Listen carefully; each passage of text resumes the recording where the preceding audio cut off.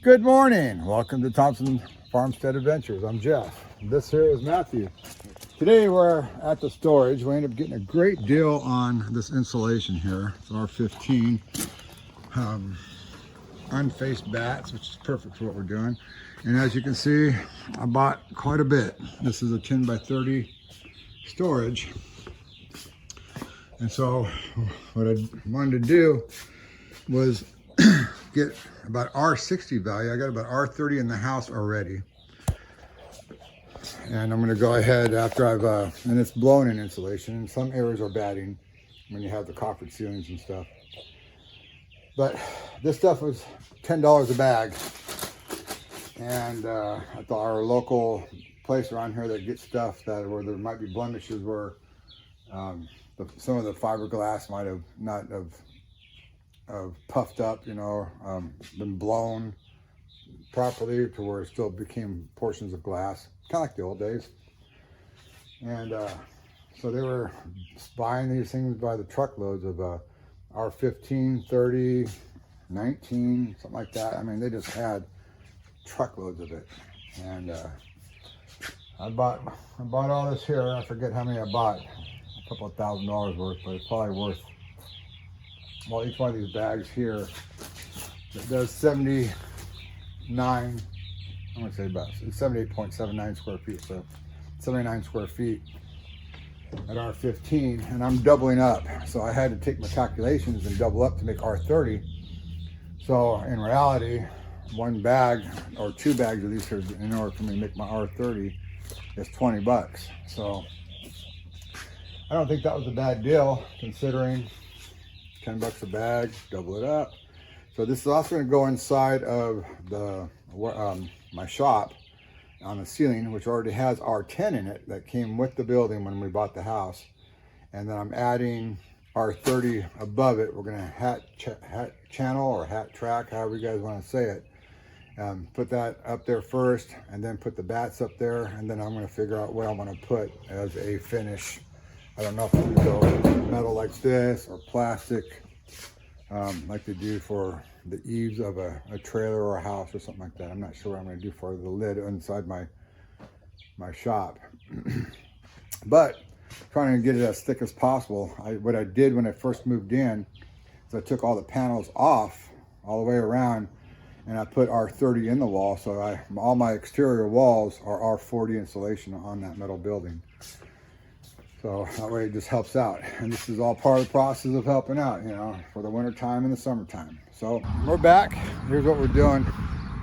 In my situation here with this house, I'm able to drive up because there's an attic access panel that you have to unscrew right up there that we've been going in and out of with that 10-foot ladder. And at this point in time, I'm able to just hop up here. Let me get up here real quick. What's up, guys? Hold and slow. And don't move very well. That's why he's up there. All right, so we're back here in my office. The wife said I can work on my office. It's been 2.5 years, it seems like. Pretty close to it, really, because we moved here in December 2020 and got everything out and and then that's when I started looking at, before I started putting up shelving and all that for all the stuff that we have from California, I wanted to make sure all my side walls were insulated, and then I could put shelving and everything up. And then I decided I'm going to go ahead and build an office, and I framed it all out, that you see here. And then over a small period of time, I had to drywall the outside. And this here is our existing flooring in the house when we had the water damage, when the PEX pipe in the master bedroom had a small leak that we talked about. It's a small, very fine leak. So anyways, Christmas Day, we ended up having to tear out the floor. Our first Christmas there and the beginning of our remod. So, but I ended up using that flooring on the whole outside here. All the way, and it wraps around to that side over there, right around that side there, over there. And anyways, I try to just repurpose things and just kind of keep things going the best we can, you know, because there's always something. And when we started this project, well, when we moved to this house, of course, COVID was in full effect, and getting product was very difficult because especially, what was it, the resins. There was a resin issue out there where you couldn't get resins for any PVC pipe, the plastic boxes, you know, the gang boxes that we use, resins for making whatever, countertops, yada yada. There just, something happened in Texas, it froze or whatever, or everybody walked off the job site. And everything got slowed down and jacked up. So I was only able to do a little bit here, a little bit there. And then, you know, things start getting pushed aside even longer because now you got to finish something over here because you finally got the parts, or something, you know, happened with the freeze and other issues. So now you got to focus on that. So it's like, yeah, nothing flows well out here, especially when all you have to deal with is a local lumber company and then Home Depot and Lowe's, you know, that's it. But, you know, when you go from a congested city where you have all your suppliers, electrical, plumbing, HVAC, and, you know, drywall, drop-in ceilings, all that stuff. You got everything for doing schools and restaurants and everything else that we've been doing, the houses. And then you come out here and all you got is Home Depot and Lowe's. You got to improvise. All right, give you guys a quick update. Well, that's what it looks like. So if you look at it,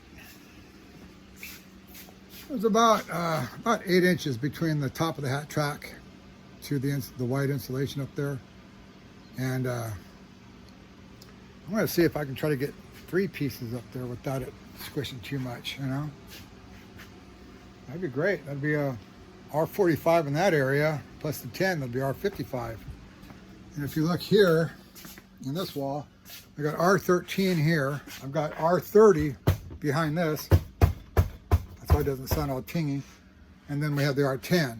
So we got R53 in this whole area right here. All right, well, gave you the update. Now we're gonna go ahead and insulate. We'll come.